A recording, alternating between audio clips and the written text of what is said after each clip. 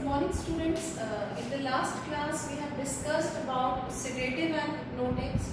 We have learned about the definition of sedative and hypnotics, what are they, and we have also learned the classification of sedative hypnotics. Classification means we have learned what all drugs come under the category of sedative hypnotic, यानी नींद लाने के लिए और mind को शांत रखने के लिए कौन कौन सी ड्रग्स आती है वो सारी पढ़ेंगे। तो इस लेक्चर में we are going to study about the pharmacological action, mechanism of action, adverse effect and the uses. Now ये क्या होता है? Number 1 is the pharmacological action. See pharmacological action का मतलब है कि बॉडी के डिफरेंट पार्ट्स या डिफरेंट सिस्टम पर ड्रग का क्या इफेक्ट हो रहा है। सी आपने ड्रग का इफेक्ट देखा कि जो भी आपकी सेडेटिव हिप्नोटिक ड्रग है वो नींद लाने के काम आ रही है। Now it also have the effect on the other body parts, या बॉडी जो सिस्टम में दूसरे पार्ट्स होते हैं वहां भी उसका इफेक्ट होता है। वही हम पढ़ते हैं pharmacological actions. So coming to first CNS, it is the central nervous system. Central nervous system में इसका मेन इफेक्ट होता है। ड्रग का क्या इफेक्ट होता है? At the low dose it will cause sedation. Sedation means mind को काम कर देगी। As you increase the dose it will cause sleep, नींद आ जाएगी। Further increase in the dose will cause anaesthesia. ठीक है, so this is the effect in the central nervous system. Central nervous system पे क्या इफेक्ट आया? Then second आता है कार्डियोवास्कुलर सिस्टम। कार्डियो, CVS का मतलब होता है cardiovascular system. Cardio means heart, vascular blood vessels से रिलेटेड जो होता है। तो कार्डियोवास्कुलर सिस्टम में आपके हार्ट और ब्लड वेसल्स आते हैं डिफरेंट। उन पे क्या इफेक्ट होता है? When you take the sedative hypnotic, they will reduce your blood pressure and also they will decrease the heart rate. So this is the effect on the cardiovascular system. Now coming to the skeletal muscle. Skeletal muscle आपको पता होगा जो हड्डियां होती हैं हमारी, ठीक है, उनसे जो मसल्स अटैच्ड होती हैं उनको skeletal muscles कहते हैं। skeletal muscle पे क्या इफेक्ट होगा? When you are taking the sedative hypnotic, they will reduce the muscle contraction। Obvious सी बात है कि जब आपका माइंड शांत होगा या जब आप नींद वाली स्टेज में आएंगे तो जो आपकी मसल्स होंगी, जो स्केलेटल मसल्स होंगी, they are relaxed. So why they are relaxed? Because the muscle contraction is reduced by the drug which you are taking. Now coming to the smooth muscle. See smooth muscle आपकी जैसे gastrointestinal जो track, GI जो track होता है, जो stomach और intestine है, वहां पे आपकी स्मूथ मसल होती है। यूट्रस में स्मूथ मसल होती है, आई में स्मूथ मसल होती है, कुछ पार्ट्स आपके होते हैं। नाउ इधर बात कर रहे हैं स्मूथ मसल आपके गैस्ट्रोइंटेस्टिनल ट्रैक में, वहां पे क्या होता है? अगेन दी मसल कॉन्ट्रैक्शन जो होता है स्मूथ मसल का, दैट इज डिक्रीज्ड। सो उससे क्या होता है? जो आपकी इंटेस्टाइन में या जो स्टमक में पेरिस्टाल्सिस मूवमेंट होती है, ठीक है, वो कम हो जाती है, जिससे कि जो बाउल मूवमेंट होती है that will be reduced.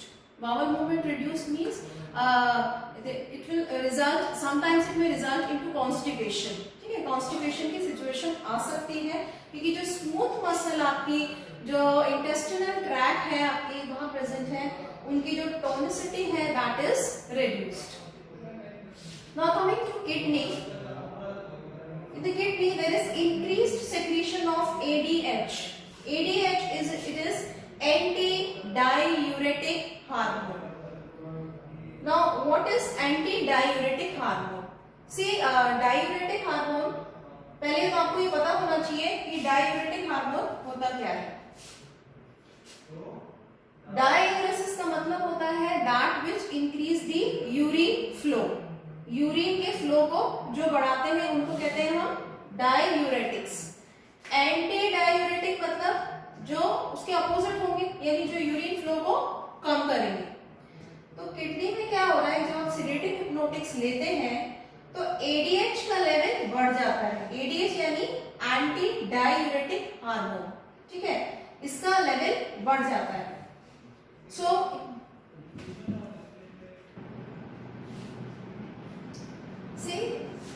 ADH आपने एनाटॉमी में पढ़ा होगा, जब एंडोक्राइन सिस्टम आपने पढ़े होंगे वहां पे पढ़ा होगा एंटी डाययूरेटिक हार्मोन। डाययूरेसिस का मतलब होता है the substance which increase the urine flow. Anti मतलब वो यूरिन फ्लो को कम करेंगे। अगर मैं एडीएच का लेवल पढ़ा तो एडीएच यानी एंटी डाययूरेटिक हार्मोन जो है दैट इज इंक्रीज्ड, तो क्या होगा कि वो डाययूरेसिस जो है increase in the urine flow, जो यूरिन का फ्लो है वो रिड्यूस्ड हो जाएगा, so there is decreased in the urine flow. So these are the five effects in the different system. Now coming to the mechanism of action. Mechanism of action means whatever drug you are taking, how it is acting on the receptor level and then it is producing the action. यानी आपकी जो drug आपने ली है वो cell पे किस तरह से काम कर रही है, क्या चेंजेस कर रही है, किस हार्मोन को बढ़ा रही है या कम कर रही है, या क्या पर्टिकुलर न्यूरोट्रांसमीटर रिलीज कर रही है, ठीक है, वो सारा हम लोग इसमें मैकेनिज्म में पढ़ते हैं। तो इसमें जो आपकी ड्रग है द सेडेटिव एंड हिप्नोटिक्स, जो भी आपने ड्रग्स क्लासिफिकेशन में पढ़ी थी, what they are doing, they are acting on the GABA benzodiazepine receptor. ये इसको शॉर्ट में आप गाबा रिसेप्टर समझ लो, ये गाबा रिसेप्टर है ये मॉडल, ठीक है। नाउ इट कंप्राइजेस ऑफ 5 सब यूनिट, 5 सब यूनिट होती है इसकी, 2 अल्फा होती है, ये 2 बीटा है और एक गामा सब यूनिट है। 5 सब यूनिट होगी इसकी। गामा रिसेप्टर की बात कर रही हूँ। गामा रिसेप्टर आपके जो एक्सोनल मेम्ब्रेन है, ठीक है, वहां पे प्रेजेंट होते हैं, सेल की मेम्ब्रेन है वहां पे प्रेजेंट होते हैं। तो क्या हो रहा है कि ये जैसे ही आपने जो अपनी ड्रग दी, सपोज आपने आपकी 2 क्लासिफिकेशन पढ़ी थी आपने ड्रग्स की, एक पढ़ी थी आपने बेंजोडाइजेपिन्स पढ़ी थी, एक पढ़े थे बार्बिटूरेट्स यू हैव स्टडीड, ठीक है। Now in this GABA receptor यहाँ पे पर्टिकुलर बाइंडिंग साइट है। बाइंडिंग साइट मतलब जो भी आप ड्रग दोगे वो ड्रग आके कहीं एक पर्टिकुलर पॉइंट होगा वहां पे जाके बाइंड होगी। तो जितने भी आपकी बेंजोडाइजेपिन्स हैं जैसे डायजेपिन वगैरह है, ये सारी ड्रग इस पर्टिकुलर बाइंडिंग साइट पे जाके अटैच हो जाती है। एंड बार्बिटूरेट से इसकी बाइंडिंग साइट अलग होती है, यहाँ पे जाके अटैच हो जाती है।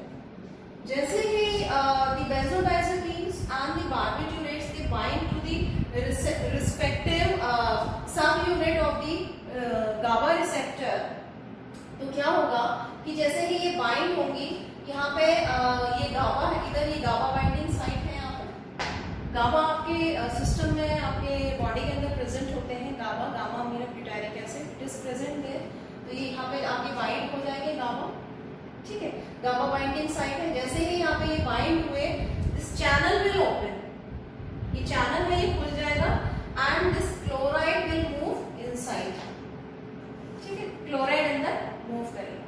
तो क्लोराइड के अंदर मूव करने से क्या होगा, सी यहाँ पे शॉर्ट में बता रखा है मैंने आपको फ्लो चार्ट में, the barbiturates or benzodiazepines they bind to the respective binding site, they act on the GABA receptor, this is the GABA receptor, they will enhance the chloride influx। जैसे ही bind किया, this channel will open and chloride अंदर चला जाएगा। कहाँ जाएगा chloride? Cell के अंदर, ठीक है, सेल के अंदर चला जाएगा। तो क्या होगा उससे, प्रोलॉन्ग द ओपनिंग, ओपनिंग को देर तक खुला रखेगा जो ओपनिंग है, और उसकी वजह से क्या होगा, there is inhibition of nerve conduction या there is decrease in the neurotransmission, neurotransmission कम हो जाएगा।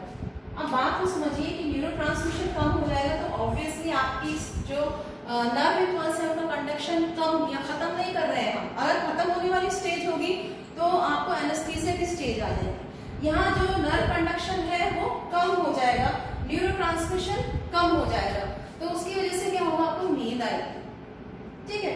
व्हेनेवर द क्लोराइड, इस कंसेप्ट को आप समझ लीजिए, जैसे आपका ये सेल है, सेल मेम्ब्रेन है, सेल मेम्ब्रेन में अगर पॉजिटिव आयंस अंदर जाते हैं, से सपोज सोडियम, पॉजिटिव आयंस अंदर जा रहे हैं सेल के अंदर, it will produce a state of excitation, ठीक है, एक्साइटेशन की स्टेट प्रोड्यूस करेंगे, यानी छोटे से स्टिमुलस को आपसे काफी एक्साइटेशन होगा।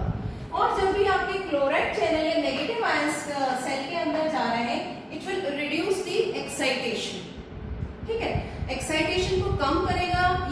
कंडक्शन जो है वो कम हो जाएगी आपकी। तो इस केस में क्लोराइड या जितने भी नेगेटिव चार्ज आयंस अगर आपके सेल के अंदर जा रहे हैं, they will reduce the nerve conduction, the neurotransmission जो है वो कम हो जाएगा और ये यहाँ पे आपकी नींद आने वाली स्टेज हो जाएगी।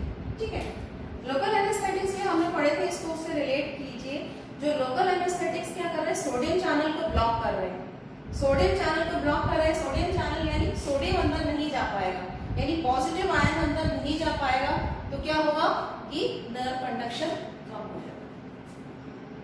तो पहला कारण हमने मैकेनिज्म में बताया कि क्या करा इन्होंने, सिंपल सा समझ लीजिए कि गाबा रिसेप्टर पे बाइंड करके channels they are open and chloride अंदर मूव करेगा। जैसे ही क्लोराइड अंदर मूव करेगा, नर्व का कंडक्शन और the neurotransmission will reduced and it will lead to the state of sleep. ठीक है, तो पहला कारण ये हो गया इसका मैकेनिज्म का। दूसरा कारण क्या होता है कि क्यों काम कर रहे हैं sedative, they will block the excitatory glutamate receptor.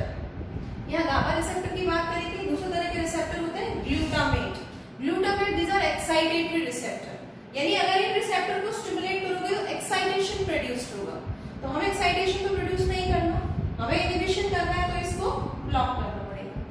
तो we have to block the जितनी भी आपकी सेडेटिव हिप्नोटिक ड्रग्स हैं, some of the drugs they block the excitatory glutamate receptor. Sodium channel are blocked, positive ions को अंदर नहीं जाने देना, क्योंकि पॉजिटिव आयंस की वजह से एक्साइटेशन प्रोड्यूस हो रहा है। तो sodium channels they are blocked. ठीक है, तो इन तीन मैकेनिज्म पे आपकी जितनी भी सेडेटिव हिप्नोटिक ड्रग्स हैं वो काम करेंगी। Clear? Now coming to the adverse effect. See adverse effect, ये I have made some terminology to learn the adverse effect. Generally adverse effect भूल जाते हैं, याद नहीं रहते हैं। सो आपको एक प्रोटोटाइप रख लीजिए इसमें। जो सेडेटिव हिप्नोटिक है उसका प्रोटोटाइप मतलब वो जो ड्रग है उसकी कैरेक्टरिस्टिक्स, जितनी भी आप ड्रग्स पढ़ोगे सेडेटिव हिप्नोटिक कैटेगरी की, वो रिजेंबल करेगा उसे। तो इसमें जो प्रोटोटाइप है डायज़ेपाम है, यानी जितनी भी सेडेटिव हिप्नोटिक ड्रग्स हैं उनकी properties they are similar to diazepam. तो एडवर्स इफेक्ट, ये डायज़ेपाम ही लिखा मैंने, see DIAZEPAM, diazepam. Adverse effect का मतलब होता है उस दवाई को लेने के बाद आपके क्या उसके साइड इफेक्ट्स हैं या क्या नुकसान दे रही है वो दवाई। ठीक है, नाउ कमिंग टू दी सबसे पहले डी से डिजीनेस। डिजीनेस मींस सर चकराना। ठीक है, आप कोई ड्रग लोगे तो सर में ऐसा लगेगा चक्कर आ रहे हैं, कुछ आ रहे हैं। ठीक है, देन आई से हमने लिखा है, आई से इंक्रीज, आई से इंक्रीज हो गया, इंक्रीज रिएक्शन टाइम। जो रिएक्शन टाइम है वो बढ़ जाएगा किसी भी काम को करने का। देन ए से आता है अटैक्सिया। अटैक्सिया मतलब स्टेज समझते हो, जैसे जो लोग अल्कोहल ड्रिंकर्स होते हैं उनका जो वॉलंटरी मसल्स है उन पे कोऑर्डिनेशन खत्म हो जाता है। ठीक है, हाथ पैर उनको कहाँ चलाना है ये एक झूमते रहते हैं वो। ठीक है, तो that is a stage of ataxia. एक साइड इफेक्ट है, अगर आप सेडेटिव हिप्नोटिक ड्रग्स लेते हो it will lead to ataxia. ऐसे अटैक्सिया हो गया, जेड को छोड़ देते हैं। ई से है एपिगैस्ट्रिक डिस्ट्रेस। एपिगैस्ट्रिक डिस्ट्रेस मतलब जो आपकी स्टमक अपर एब्डोमेन है, ठीक है, अपर एब्डोमेन है, वहां पे एक जलन जैसी हो जाती है, एक पेन होता है, क्योंकि एसिडिटी बढ़ जाती है। ठीक है, तो ये एक साइड इफेक्ट है सेडेटिव हिप्नोटिक्स का। Then P paradoxical effect. Paradoxical का क्या मतलब होता है? Paradoxical means opposite effect to what the drug will produce. जैसे मान लो if you are taking pain killers, आप ले रहे हो और वो पेन किलर लेने की वजह से पेन प्रोड्यूस हो रहा है, तो ये पैराडॉक्सिकल इफेक्ट है, ऑपोजिट इफेक्ट। तो कई बार ऐसा भी होता है कि सेडेटिव हिप्नोटिक से सीएनएस डिप्रेशन की वजह, सीएनएस डिप्रेशन ना होके सीएनएस एक्साइटेशन हो जाता है या सीएनएस स्टिमुलेशन हो जाता है। ठीक है, तो उसको बोलते हैं हम पैराडॉक्सिकल इफेक्ट। ये एक साइड इफेक्ट है, क्योंकि रिसेप्टर लेवल पे कुछ स्ट्रक्चर में उनके चेंजेस आ जाते हैं, जो भी हैं। देन ए से आता है एब्यूज लायबिलिटी। एब्यूज का मतलब होता है कि उसको एडिक्शन हो गया है, बार बार टेंडेंसी हो जाएगी उन ड्रग को लेने की।